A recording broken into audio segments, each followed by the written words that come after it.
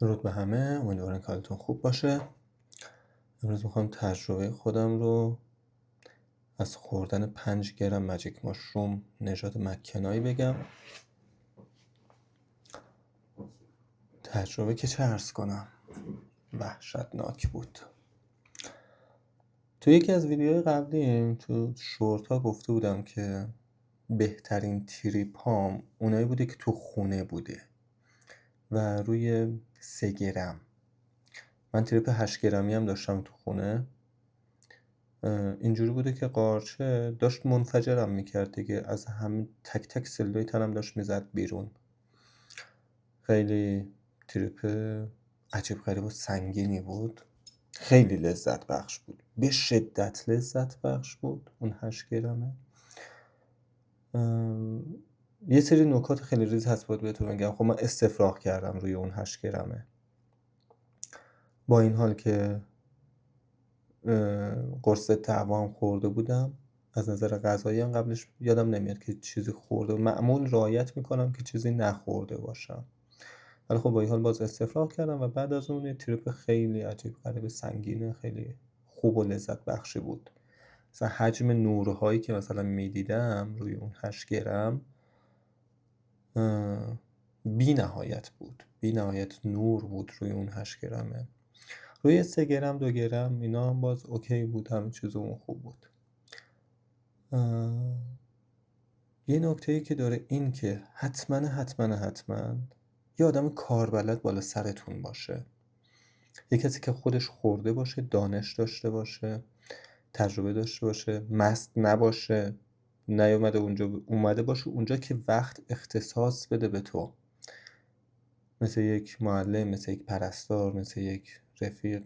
نه اینکه با یک جمعی بری که همه دارن عرق میخورن و نمیدونم که همه دارن ماش میزنن، بعد اینجوری بخواد حالت بد بشه، یکی بخواد بیاد بالا سرت. داستان من اینجا شروع میشه. من شاید برای بار بالای 30مین بارم که انواع اقسام گرم های مختلف و نژادهای مختلف همجور تست کرده بودم توی چندین سال. این ویدیو برای آخرین تریپی است که دارم بهتون میگم. من رفتم طبیعت با یکی از دوستان که این کار هم نبود. به خودم اطمینان داشتم دیگه، گفتم آقا ما که دیگه حرفه‌ای این کار هستیم. همیشه آدم از همینجا ضربه میخوره. میدونی اونایی که غرق میشن توی آب شناگرا هستن، اونایی که شنا بلد نیستن غرق نمیشن چون نمیرن داخل آبه. اونایی که غریق نجات هستن خودشون غرق میشن. این خیلی بده، یه غرور میفته توی وجودت که من حرفه‌ایم، من تا حالا 1000 بار این کار رو انجام دادم و اینجاست که خودتو به گای سگ میدی.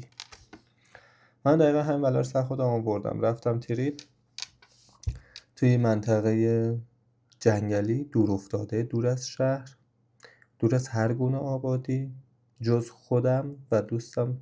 توی شعاع میتونم بگم حتی 20 کیلومتری هیچ کسی نبود، انقدر دور افتاده و پرت. نه روستا نزدیکت هست، نه شهر نزدیکت هست، هیچ چیزی.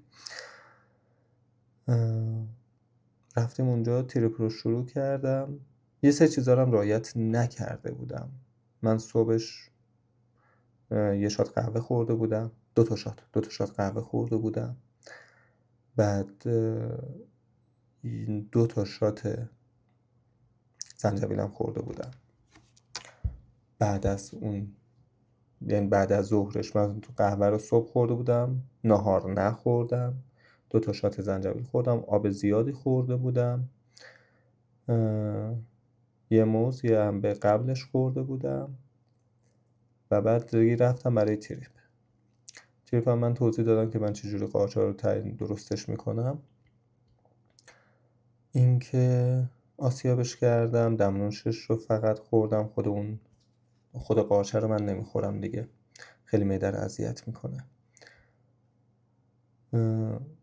6 گرم مکنای 6 گرم مکنای رو آماده کردم و خوردم. ساعت 8 شب من شروع کردم، 8 و 20 دقیقه بالا بودم و بدن درد شروع شد، معده درد و بدن درد و اینا همینجور شروع شد. بهش توجه نکردم، ادامه دادم. ساعت شد 10 شب. 10 شب تصمیم گرفتم که بالا بیارم. به قبلش هم بهم میگفت که مثلا بالا بیار، حس استفراغ رو داشتم ولی گفتم نه چرا بالا بیارم، بذار همش جذب شه و یه تریپ خیلی سنگین و خوب داشته باشم. 2 تا قرص دیمیترون 4 هم خورده بودم که بالا نیارم مخصوص. 10 شب یه روز دیگه حالم واقعا بد بود، به شدت معده درد داشتم، حالت تهوعی وجود نداشت چون اون قرصا رو خورده بودم ولی معدم داشت میسوخت، معدم شروع کرد به سوختن. گفتم شاید بهتر بشم، یه روز آب خوردم و ساعت شد 11 شب. 11 شب به رفیقم گفتم که جمع کن بریم دیگه. حالا اسپیکر بود، آهنگ بود، زیرانداز پهن کرده بودیم، ریسه های نوری گذاشته بودم، میز صندلی بود.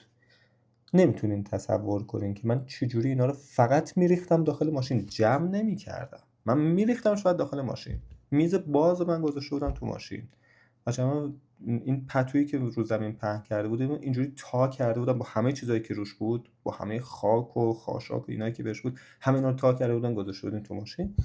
بهش گفتم فقط بریم. حتی بهش گفتم که وسایل میخوای اینجا ول کنیم بریم، من خیلی حالم بده، اینا رو ول کنیم اینجا بریم. فقط اسپیکر چون گرون قیمت بود ورش داشتم و ساده هم بود ورداشتنش. گفت فردا یکی میاد اینا رو ور. گفتم بریز بالا تا بریم. گفتم بریز بالا تا بریم. مسیر خاکی فکر کنم داشت رو 40-50 تا می اومد، خیلی ناهموار بود واقعا. ماشین داشت زیرش ضربه میخورد، چندین جا ماشین زیرش ضربه خورد تا رسیدیم داخل جاده آسفالت. جاده آسفالتی که پر پیچ و خم بود و من دیگه توهمی نداشتم و از معده درد من مرگ رو جلوی چشمام داشتم میدیدم و تصمیم گرفتم که زنده بمونم. میدیدم که قارچ داره بدنم رو، سمش داره بدنم رو میخوره، علنا داشت تحلیلم میکرد، داشت منو داخل خودش میخورد، جمع میکرد منو و داشتم تموم میشدم. من حال بدی روی قارچ رو داشتم توی حالا اوایلی که حتی ناشی هم بودم تو این کار، ولی این یکی دیگه از اون توبه میریا نبود.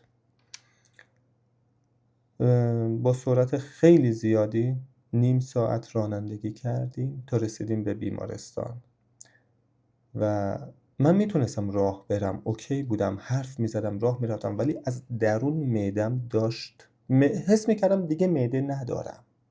حس میکردم معدم کامل کبود شده، کامل سوخت شده، تموم شده، دیواره های معده دیگه وجود نداره، سم داره پخش میشه داخل بدنم. احساس میکردم که هنوز کبدم سالمه، قلبم سالمه، ریه‌هام سالمه، ولی احتمال این که این سم به اینها برسه و اینا رو نابود کنه برای من وجود داشت و اینو حتی میدیدم داخل بدن خودم رو. تا این حد رفتم داد میزنم تو بیمارستان، میگم که دکتر کی هست؟ دکتر اینجاست. رفتم اونجا میگم دکتری؟ میگه نه من دکتر نیستم، پرستار. میگم دکتر کیه؟ رفتم اونوریه میگم دکتر کیه؟ بالاخره اتاق دکتر رو پیدا کردم، رفتم داخل. مراجعه کننده داشت. میگم اینا رو ول کن، من 5 دقیقه فقط فرصت دارم تا بمیرم. و دکتر هول شده، نمیدونه باید چیکار کنه. میگم ببین من فقط 5 دقیقه فرصت دارم که تو منو نجات بده، من میمیرم، من نباید بمیرم. قارچ جادویی خوردم، ماجیک ماشروم خوردم و الان حالم بده، معده‌مو از دست دادم، داره میزنه به کبدم. همه اینا رو دارم بهش توضیح میدم و اون هنگه و لعنتی اون هنگ بود، نمیفهمید دارم چی بهش میگم. میگه چی کار کرده؟ میگم قارچ سمی خوردم. دارم بهش میگم من قارچ سمی خوردم و این اتفاقا داره برای من میفته، مثل قرص برنج. اینو دقیقاً بهش گفتم مثل قرص برنج شده برام و داره کل بدنمو داره تحلیل میکنه. یه کار کنم من نمیرم، من نباید بمیرم. مشکلی با مرگش نداشتم، اینی که بمیرم میرم، میدونم میرم کجا. با این مشکل داشتم که خانواده‌ام من از دست میدادن، با این مشکل داشتم که شاگردام از کار بیکار میشدن، با این مواجه میشدن که خانواده‌ام آدم نمیشدن بعدش. مشکلم با خانواده‌ام بود، مشکلم با خودم، با مرگ خودم نبود. مشکل این بود که عذاب میکشیدن اونها سر این قضیه و من نمیخواستم این اتفاق بیفته. من اصلا دوست داشتم این اتفاق اونها عذاب بکشن. فکر کن این، حالا به پزشکا اینا دارم میگم ببین باید معده منو شستشو بدی تا این سمه از بدن من خارج بشه و شک داشتن که باید این کارو کنن یا نه. رفتن زنگ میگه بخواب، بعد نمی اومدن که مثلا منو بخوابونن. یه خورده هم تو شوک بودن و من واقعا کل بیمارستان ریخته بودم به هم، خیلی اوضاع خراب بود. شب ساعت فکر کنم شده بود 11 و نیم من دیگه داخل بیمارستان بودم. رفتم رو تخت خوابیدم. اینا رفتن زنگ زدن، واقعا نمیدونم، رفتن سرچ کردن، چت جی پی تی پرسیدن، رفتن زنگ زدن، گفت زنگ زدیم متخصص و اون متخصص بهشون گفته بود که چه کار انجام بدن. وحشتناکترین قسمتش این بود که برای شستشوی معده اینا لوله رو از دماغ وارد میکنن، بعد اینو باید قورت که بره داخل معده‌ات. خیلی وحشتناکه. یه بار از این دماغم زده رفته، به هم نگفت که اینو باید قورت بده. من میگفتم شاید خودش میره، رفته از تو دهنم اومده بیرون، نرفته پایین تو معده، باز کشیدتش بیرون. و این فرو کردن و کشیدن بیرون از تو دماغ وحشتناک دردآوره، اذیت کننده است. یه بار دیگه از دماغ به میگه ببین با قورتش بدی. از این دماغم زده لوله رو، رفته قورت دادم، رفته پایین و شروع کرده فرایند، حالا سرمی که آب میبره داخل معده، اون فرایند پروسه شستشو داره انجام میشه و این شستشو نیم ساعت زمان میبرد و من حالم بهتر نمیشد و من تلاش میکردم که زنده بمونم. ببین بچه‌ها، فکر نکن شاید ترسیده بودم، فکر نکن شاید مثلا حالم خیلی بد بود. نه، من داشتم با مرگ میجنگیدم. و اینکه این همینجور برای من میدیدمش، من مرگ رو واقعا دیدم و این پروسه‌ای که بدنم داشت تموم میکرد. خیلی ساده است تموم شدن بدن.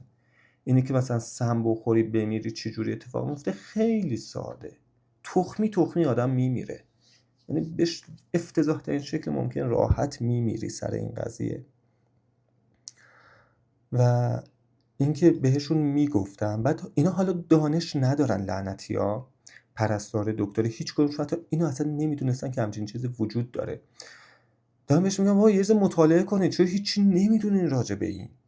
که بابا من قارچ سمی خودم. دارم بهش میگم مثل اینونه که مثلا مار نیشت زده، سم وارد بدن شده، یک جوری باید سم رو از بدن من بکشی بیرون. مثل اینونه که قرص برنج خورم، یک جوری منو باید نجات بدی، هرچند قرص برنج هیچ راه نجاتی نداره، تموم میشه کارت. و تو یک هفته قبل ترش یکی از آشناهای شاگردام، این پسر قرص برنج خورده بود و مرده بود و من اون جلوی چشام بود که میدیدم که اون چی جوری مرده و من دقیقا دارم مثل همون میمیرم و من نمیخواستم بمیرم و من تصمیم گرفتم که زنده بمونم. تصمیم من این بود که هی تو باید زنده بمونی. نمیذاشتم خوابم ببره. به شدت میخواست منو وارد کما کنه. به اون کسی که حالا بالا سرم بود، مسئول پرستاریه، گفتم ببین من دارم وارد کما میشم، نذار من وارد کما بشم، من بخوابم مردم. نوار قلب ازم گرفتن، اوکی بود سیستم قلبم، با این حال که همه این فشارها و استرس‌ها رو طی می‌کردم، ولی نوار قلبم خیلی عادی میزد. و اون جایی بود که دیگه داشتم وارد اغما میشدم، وارد کما میشدم. بهش گفتم ببین من دارم وارد کما میشم، یه کاری کن، من نباید وارد کما بشم و اگه نیاز هست شوک بزنی، شوکتو آماده کن. و اینا واقعا اینا رو انجام دادن. شوک رو آماده کرد، ضربان قلبم رو داشت میگرفت و اینا آماده بودن که دیگه اتفاقی بیفته. تا اینکه این پروسه دردناک، وحشتناک دردناک، نیم ساعت ادامه داشت. نیم ساعت 40 دقیقه من داشتم درد میکشم، از درد داشتم میمردم دیگه و مقابله میکردم باش. اگه تسلیم میشدم میمردم. تسلیم شدن من متواس بود با مرگ خودم و اینکه در نهایت اومد اینا باز رفته بودن پرسیده بودن، اومدن یه ماده دیگه ریختن داخل معده‌ام و من اونجا بالا آوردم.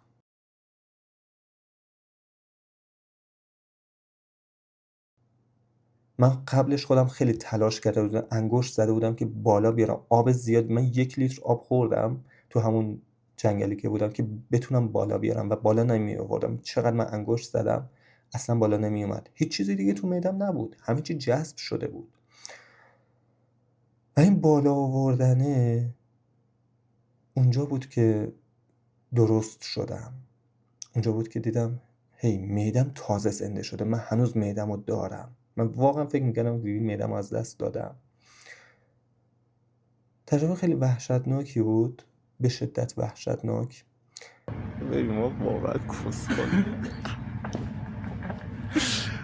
یه دقیقه پیش ببین من واقعا 5 دقیقه تا مرگ خودم فاصله داشتم.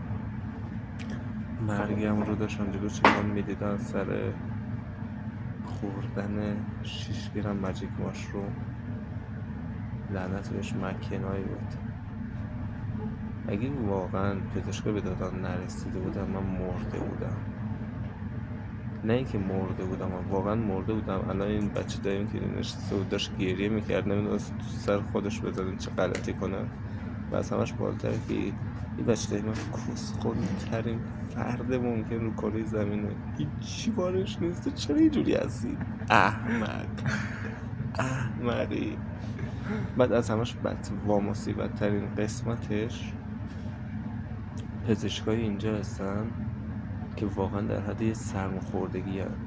به من خودم رو نجات دادم. یعنی پزشک فقط کمک میکرد، من بهش میگفتم تو باید چی کار کنی، چی خوردم، باید چی کار کنی، باید چجوری سمزدایی کنی. بعد اون فقط مراحلش رو داشت پیش میرم. دستش در نکنه ولی گند زدم تو کل بیمارستانه. نگاه ببین یه شوکی دادم به بیمارستان. خب بیمارستان نیده بود این مدلی به نظرم. یعنی کسخالم تازه افتادن بعد افتری بعد قارچ هست. تازه بعد قارچ من تازه میفتن رو حرف زدن به خدا. بعد قارچ تازه یعنی دقیقا تایم بود که الان ساعت 1 دیگه. با 8 خوردیم تا ساعت 1. آره 8 تا 1 افتادن حالا رو چیز، رو زر زدن. وای ببین میدمو شستشو دادن، کل روده هامو خالی کردن. یه رب داشتم به اندازه چقدر؟ به اندازه بذار بگم به اندازه کل زندگیمون داشتم میریدم. کل روده هام خالی شد. الان که افتادم رو تخت بیمارستان اینجوری هم. بعد و حالا تو این فاصله که من دارم زجر میکشم و دارم میمیرم و مرگ رو که دیگه داشتم میدم و یک جورایی قبولش نمیکردم ولی باور نداشتم که دیگه زنده میمونم. احتمال این که دیگه من صبح رو نبینم بود. من واقعا دیگه احتمال میدادم که دیگه من فردا صبحم رو من نمیبینم. با این حال جنگیدم و تنها کاری که من تو اون پروسه دردناک داشتم میکشیدم، گوشیمو برداشتم زنگ زدم به ساقیه که ازش جنس گرفته بودم، میگفتم ببین من دارم میمیرم، به هر کس دیگه از این جنسی داری بهشون بگو نخورن و خودتو گم و گور کن، چون اینا خانواده من بعدن بمیرم پیگیر میشن پدرتو در میارن، یک جوری خودتو گم و گور کن برو. امیدوارم که بهشون گفته باشه که این جنس رو نخورن. به شدت سمی بوده انگار. من میگم من 8 گرمم خورده بودم اوکی بود، ولی این یکی دیگه نه. این یکی از اون تو بمیری ها نبود. وحشتناک بود، خیلی وحشتناک. توصیه هم اینه که هیچ وقت بیشتر از 3 گرم مصرف نکنین. حتی 5 هم مصرف نکنین. 3 فوق‌العاده است. من زیباترین تریپ هام رو من رو 3 گرم داشتم. نمیدونم چرا اون شب من خودم زیاد استفاده کردم. حتما رعایت غذایی رو کنین. قبلش هیچ وقت واقعا سیستم قهوه رو باید بذاریم کنار. من که خودم الان دیگه تمام توبه که دیگه من قهوه بخورم. اصلا قهوه کامل باید از سیستم بدنیمون حذف شه. معده رو خیلی ضعیف میکنه. تو دراز مدتی که من سالهاست دارم قهوه میخورم، واقعا معده رو تحلیل میبره، معده خیلی ضعیف میشه و تریپ نیاز به یه بدن قوی داره. مهم نیست که تو لاغری ورزشکاری یا نه، بنیه قوی باید داشته باشی، اینکه از پسش بتونی بر بیای.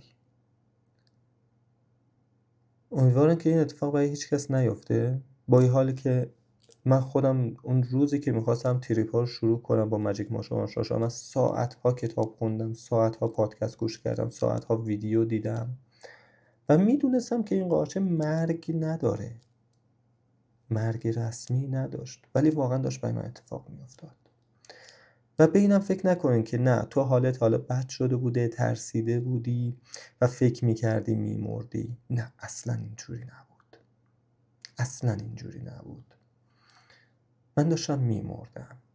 من میتونستم الان زنده نباشم و این ویدیو هم ضبط نشه. پس اگه داری ویدیوی من رو میبینی، لطفا هیچ وقت بیشتر از 3 گرم مصرف نکن. هیچ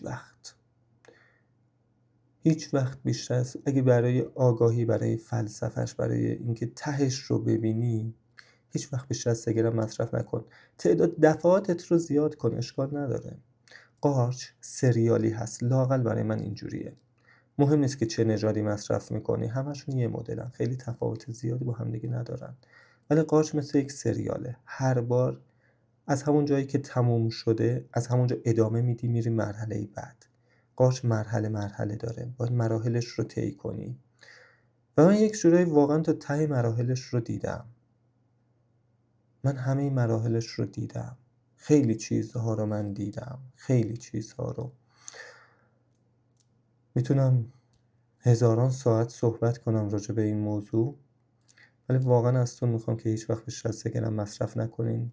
تا اونجایی که میشه حتی خونه باشین، واقعا لازم نیست برین طبیعت خیلی نمیذاره تمرکز کنه. خونه رو تخت خودت باش، خیلی بهتره. اینی که باد نیاد، پشه اذیتت نکنه، نور خورشید حتی اذیتت نکنه و خیلی چیزای دیگه.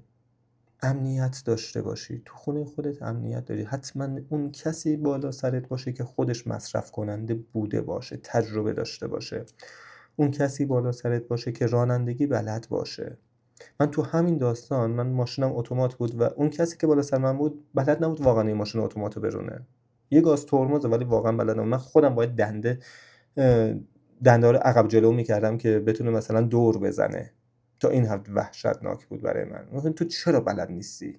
من حتی به این آدم، من قبلا خودم ماشین خودم رو بهش داده بودم که یاد بگیره. گفتم یه جا میری بغل دست یه دختر میشینی، اتومات داره، آبروت میره بلد نباشه اتومات برونی. واقعا من اینو بهش گفته بودم. ولی بلد نبود و این مصیبته. از همش بدتر این بود که موقع مسیر برگشت مسیر رو گم کرد. من داشتم میمردم و اون مسیر برگشتن رو گم کرده بود. شب بود، تاریک بود، جاده خاکیه، نتونست مسیر رو پیدا کنه و ما شاید 2-3 دقیقه داشتیم دور سر خودمون دور میزنیم و این داشت من عصبی میکرد. من داشتم فوش ننش میدادم که بابا تو چرا اینجوری هست. من خیلی به تو بیشتر چیز داشتم، اعتماد داشتم، ولی میبینم الان توی موقعیت حساس اینجوری خودتو باختی و هیچ غلطی نمیتونی کنی. شب خیلی افتضاحی بود برای من. تا 7 صبح منو تو بیمارستان نگه داشتن. بعد از که استفراغ کردم حالم خوب شد، بهتر شدم دیگه. از اولش که میتونستم راه برم و قدم بزنم و یه سرویس بهداشتی رفتم گلاب بروتون، کل روده هامو خالی کرد. تو عمرم این همه نریده بودم. خیلی افتضاح بود.